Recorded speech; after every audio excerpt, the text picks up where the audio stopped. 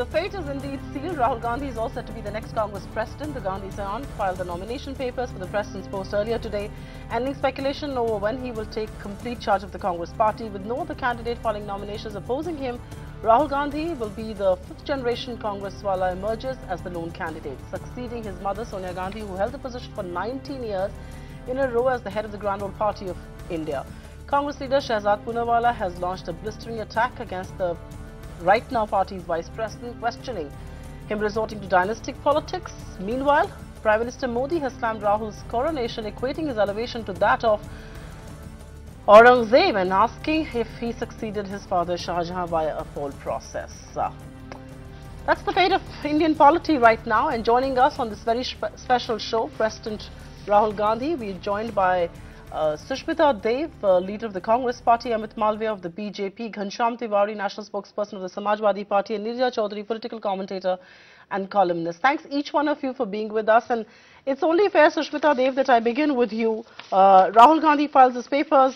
He's all set to take over the reins of the party on a day when the Prime Minister says that he would want to congratulate, and I will just quote what the Prime Minister has said. He says, "I would want to congratulate the Congress Party for ushering in their Aurangzeb Raj." How will the Congress respond to that jibe before I go any forward?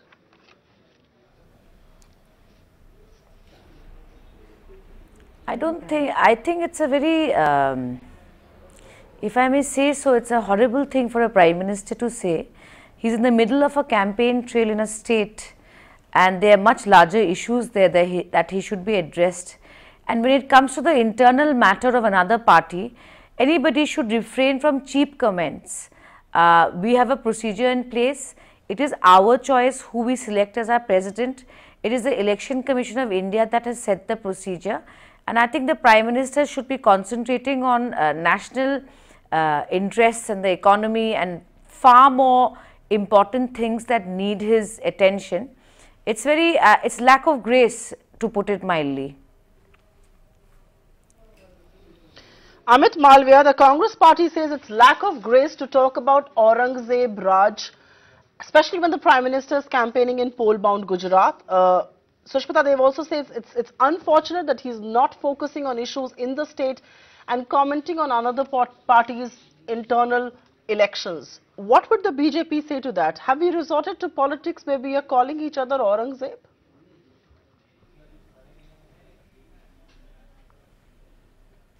Well, these are not Prime Minister's words. He has borrowed it from Manishankar Iyer, who's a known Gandhi family loyalist from the time of Rajiv Gandhi.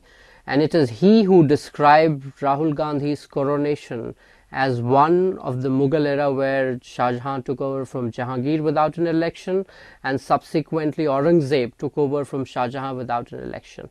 The Congress party is free to delude themselves, but the fact is that Rahul Gandhi's elevation is indeed a very sorry reflection on the state of democracy, certainly in the Congress party, and it also doesn't augur very well for India's democracy, where the largest opposition party has now put somebody in charge of their affairs who has come through a very undemocratic process wherein there has been not even a single challenger. I cannot get myself to imagine that the Congress party's president post is so uninspiring that nobody would have even wanted to give it a shot. You know, I will have a lot to say on the party president's post being uninspiring, but I will let Sushmita Dev respond to the question that you made earlier. And you know, I have a lot to say, whether it's the Samajwadi Party, whether it's the Congress, or even for that matter the BJP, how you select your presidents. You are not to be absolved of that. But let me ask Sushmita Dev to respond to that. You know, you take great offense to the Prime Minister quoting Aurangzeb Raj, but it all began with Manishankar Iyer. I mean, was that a self-goal? What was he thinking when he said that? That, you know, polls weren't held that time, but right now they are. So he's almost saying it's all very... Why is he supporting dynasty, and why is he quoting Shah Jahan and Jahangir and Aurangzeb? Should you be blaming the Prime Minister, or should you be pulling up Manishankar Iyer? No, I think what Manishankar Iyer ji has said has been completely misconstrued. He didn't say it in the sense that Mr. Amit Malviya is portraying it. But having said that, was Amit Shah, did anybody contest against Amit Shah, or going by your standards, is the BJP's national post also uninspiring? At least the Congress president's post has been contested in the past on many occasions. So I think the problem with the Bharatiya Janata Party is that basically they are a loss of word when it comes to Gujarat, and they keep diverting from the real issues there. I mean, Vijay Rupani is on record on an audio saying कि हमारी हालत खराब हो रही है गुजरात में. The Prime Minister should have the grace to stay away from personal attack. The Prime Minister should have the grace not to demean anybody personally, which has been constantly his campaign in Gujarat, which is okay. It only reflects his mindset, his twisted mindset.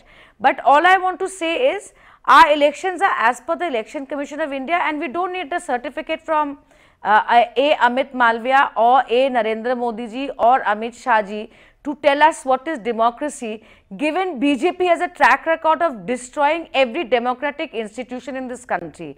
So this is not about mudslinging. We followed the procedure, and we have the right to choose our leader, and we don't need a pact on our back from the Bharatiya Janata Party or their spokesperson, so they can keep saying whatever they want. No, I don't think anybody is denying you the right to choose your leader. I think Amit Malviya is raising a question, but there are many questions that are being pointed right back at Amit Malviya when you talk about inner-party democracy, because one wonders, how was Amit Shah elected? Were there any opposing voices? Did you have a fair and free election? And on that note, I'm going to take this across to senior commentator and journalist Neerja Chaudhary, who is joining us on the show. And Ms. Chaudhary, what do you say about election of party presidents? I mean, Rahul Gandhi, yes, gets elected unopposed. He doesn't have a challenger. But you could say the same about Ghanshyam Tiwari's Samajwadi Party, and you can say exactly the same about Amit Malviya's BJP. It gives you a sense of the process that's been followed by main political parties in this country. There is no democracy. When Amit Shah has to be the party president, there is no challenger. There is nobody who's contesting him, just like there's nobody who's contesting Rahul Gandhi. And just like there was nobody who was contesting Mulayam Singh Yadav, or for that matter Akhilesh Yadav. I think that's correct, absolutely correct analysis of the situation vis-a-vis the parties and the democratic functioning of parties. So there we have a very long way to go as far as that is concerned. But it is also true that parties, there is an inner consensus, a broad kind of consensus and consultation that precedes going through the motions of getting a party president elected. And Rahul, in the case of the Congress too, there has been conversations within the party, and for a long time, you know, the Rahul Gandhi has been a very reluctant politician. He's taken his time to take over as party president, and it is also well known that there was resistance from the old guard to his taking over, because they felt that will mean the end of their politics as they have played it. So I think we also need to look at, you know, the hypothetical question, could not have somebody better taken over as party president of the Congress? Theoretically, yes. Practically, yes also. But then Rahul Gandhi represents not just a person. He represents all the things that make for that, the need for that Congress president. And what are those things? That he belongs to the Gandhi-Nehru family. The Gandhi-Nehru family has kept the party together, and there was a thinking within the party that if somebody else were to take over, then the party could splinter, it could split, and it's better to stay together, good, bad, indifferent, his leadership, it's better to stay together to fight another day when that moment comes. So I think that those are the considerations that have gone into Rahul Gandhi taking over the leadership of the Indian National Congress. Right.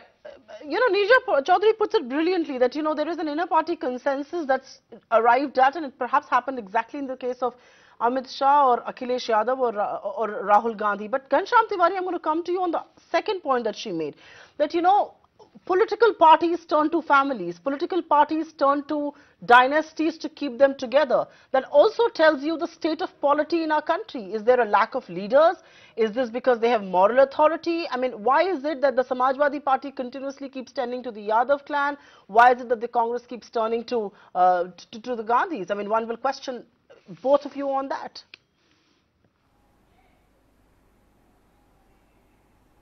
Well, I think one, it is fair for media and independent commentators to question political parties on these issues, so I welcome that. Unlike BJP, which takes a high moral ground on the with a very poor fact base, wrong fact base on dynasty. In fact, in case of BJP, 15 of the 75 ministers till some time back were from dynasty, 4 of 13 chief ministers were from dynasty, and 12 of 71 members of parliament from Uttar Pradesh came from dynasty. So BJP has no moral ground to complain on dynasty. They are equal torch bearers, if not more.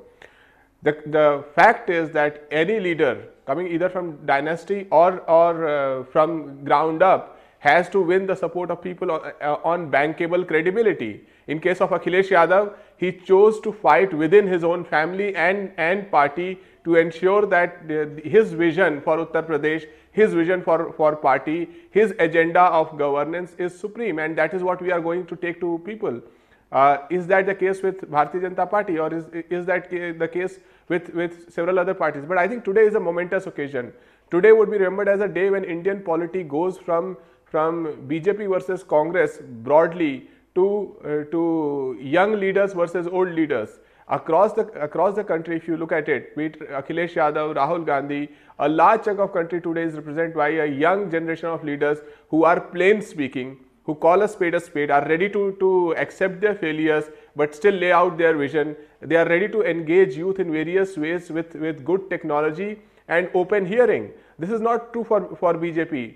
BJP represents arrogance of leadership when it comes to Amit Shah ji. They can have bragging rights of the kind of cases that are put against Amit Shah, which I think is a great concern, that a national party president can move around with such kind of accusations. The same is going with the Prime Minister. The kind of language he is indulging in demonstrates that he does not understand the youth. The youth does not want to speak about Aurangzeb or Shah Jahan. They want to speak about job, the agenda of today, and who represents that. Right. But Ghanshyam Tiwari, if I may come in on the point that you're making, your point well noted that yes, this seems to be a divide, this seems to be a polity divisive between the old guard and the young Turks. Sushmita Dev, I'm going to take Ghanshyam Tiwari's point forward on that. I may concede ground that yes, this is one where it's a battle between the old guard on one hand and the young Turks on the other, who will make mistakes, accept and move on. But the reality is that India seems to be overwhelmingly voting for the old guard. I mean, if you actually look at a string of electoral victories that the BJP has tasted vis-a-vis what SP and Congress have, you know, the young seem to be voting for Modi and Shah, irrespective of their age, irrespective of whether the young Turks are leading the Samajwadi Party and the Congress.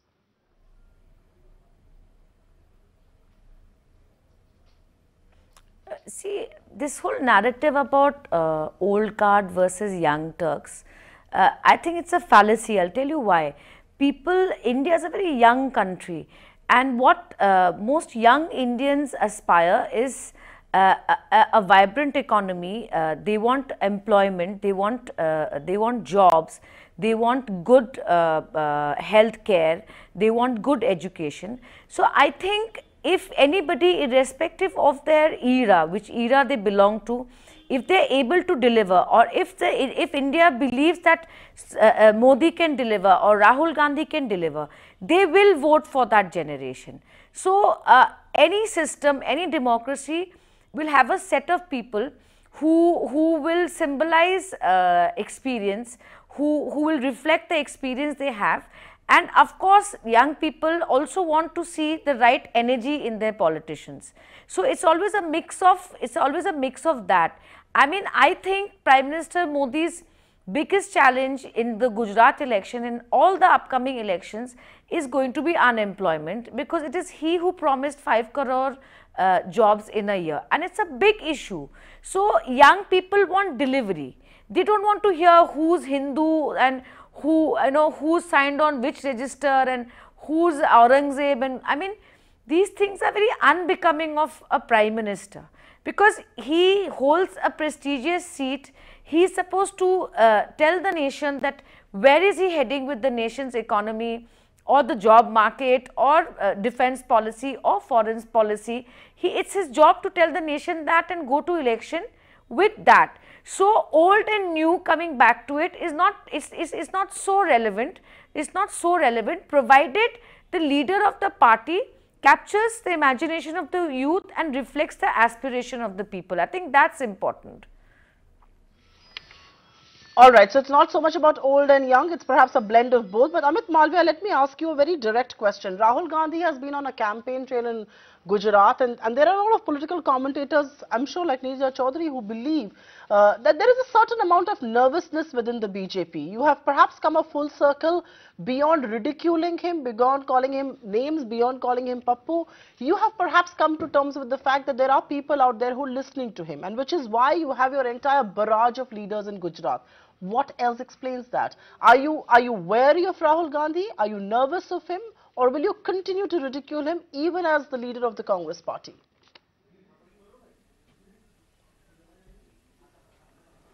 Supriya, you must give me a couple of minutes, because I notice your panel is very pro-Congress, sure, and therefore I'm the lone voice holding the other view. And therefore you should be generous and allow me to make my points. Firstly, let's not twist the definition of what is a dynasty. When somebody born in a family automatically gets eligible to hold a post, he becomes a dynast. People from same family being in public life does not necessarily constitute a dynasty, and therefore what Rahul Gandhi has just inherited as his mantle is called dynasty, or when Akhilesh Yadav took over from his father, that is dynasty. Point number two, this whole debate about era and about leaders resonating with people. I completely agree. If the Prime Minister, if our President resonate with the people, and that reflects in the mandate of the people, then that is what matters. Today, the so-called young leaders, Rahul Gandhi and Akhilesh Yadav, have been basically rejected by the so-called young people who all these parties are trying to woo. And by the way, Rahul Gandhi is 47 and Amit Shah is 52. So I don't think there's too much of a difference between the two. But look at the maturity level, look at their political understanding, look at the gravitas, look at the achievements that they have. They just are so sharp and striking that one does not even speak of them in the same breath. Now, coming to Gujarat, let me tell you, we are not at all nervous. It is our belief that as a party we must give our very best to every election. We've done that election after election. We have a certain way in which we fight elections, and that is why our leaders are in Gujarat. They are campaigning in Gujarat. The Prime Minister is campaigning, our President is campaigning, and so are several other leaders. And at the end of the day, every election is about winning the confidence of the people, and that is what we are trying to do. And the results on the 18th will speak for themselves. In democracy, the final word lies with the people. And we have just shown that in the UP civic polls, where we've come really on top. Likes of Samajwadi Party have been decimated, and Congress is nowhere on the map, the two people representing your panel. So there is a difference between what you speak on television programs. There is a huge difference between what's really happening on the ground. And people who are not going to look at it objectively are going to be, resigned to history. Okay. I will refrain you from talking about Uttar Pradesh, because if you actually dissect the results, they have a very different and perhaps another narrative to tell. I'm not delving into UP politics and UP civic polls just yet, but Neerja Chaudhary, I will come to you. Many people thought Rahul Gandhi was not a serious politician. He wasn't a full-time politician. Will we now see the transition of Rahul Gandhi as a full-time politician whose main vocation will just be politics, A, and B, Will the BJP now perhaps react to him differently? I mean, he's no longer the vice president. It's no longer Sonia Gandhi running the show. He is the president of the political party, which is the main opposition, the Congress. Will the politics of ridicule give way to perhaps politics of acrimony? I may agree. But will the politics of ridicule wane away now? And is the BJP doing it at their own peril?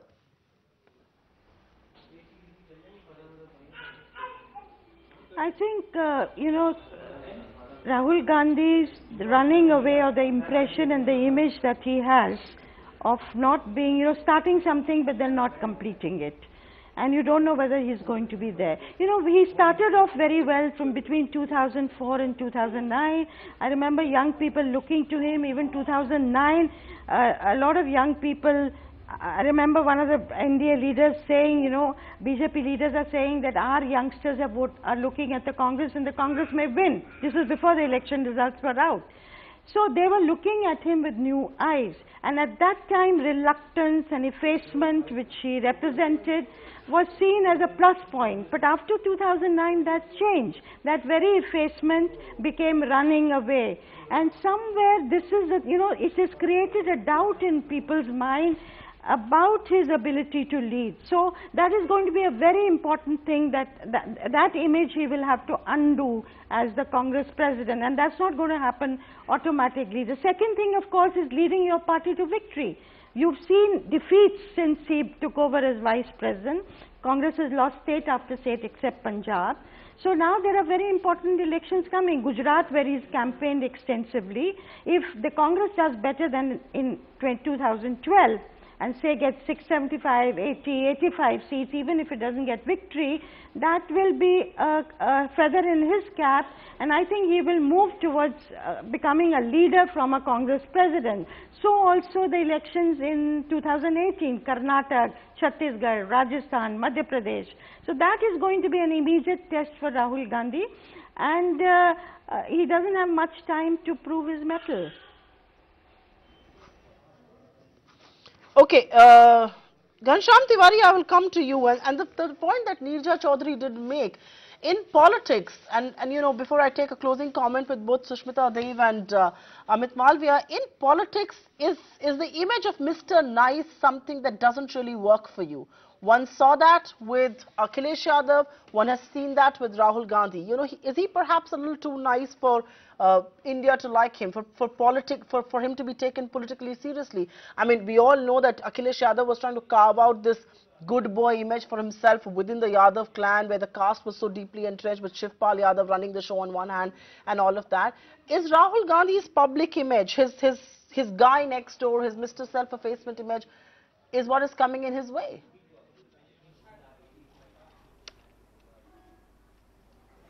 I think Mr. Nice always is a good image if you can communicate through transparency. So I don't agree that it doesn't carry you through. We remember Mahatma Gandhi as the epitome of Mr. Nice for the entire nation. I think effacement in today's politics will not work. The reason I say it young versus old is, you look at the contradictions that BJP present. On Amit Malviya just said that they won UP, although they lost more than 80% seats in UP, and yet Prime Minister goes, or Amit Shah goes to proclaim victory. This contradiction cannot exist in the front of young India. Young India wants somebody who, as I said earlier, wants somebody whose politics is transparent, who says what he believes, and if he's proven wrong, says that I was wrong. When did the Prime Minister come forward and say I was wrong on something? He doesn't admit his failures, and that is what the young India does not want. Second, with respect to be it Akhilesh or Rahul Gandhi, they are presenting a picture which is bankable. They are saying about things that they are. They are not saying that I have a magical wand that will transform India. But the Prime Minister, BJP says that. Again, a young versus old politics plays out, because today's young generation, they do not blindly follow your leaders. They also compete with their leaders. And when the leaders are caught on the wrong foot, they openly, adamantly criticize. You look at what is happening in Gujarat. The entire wind against BJP that is right now blowing is emerging from young Gujaratis. The leaders of Gujarat against BJP are not emerging from Congress. They are emerging from grassroots of young politics, be it Hardik Patel, who's not even 25, or be it Jignesh or Alpesh. And they are pitted against Vijay Rupani, who today appears desperate and vulnerable in his own phone calls. So India is getting redefined as people who are ready to play politics as a method of governance rather than politics as a method of conflict is coming up, and it is coming up with leaders who have bankable credibility, even though their success rates could be poorer than the success rates of somebody like Amit Shah or Prime Minister Modi. Right. Right. Okay, Ghanshyam Tiwari, you made a valid point there, but Sushmita Dev, let me give you a quick closing comment before I take this across to Amit Malviya. And the closer comment really has to do with Rahul Gandhi's way forward. What is it that he is going to now be looking forward to? Rebuilding the party from the grassroots, the winnability quotient, leading the party to victory, taking care of the old guard while keeping the party energized with new blood. How does he take care of rogue elements like Shehzad Poonawala? I mean, many questions there. But what is the trajectory of Rahul Gandhi's leadership going to be? Is his big test to prove his mettle internally within the party or externally?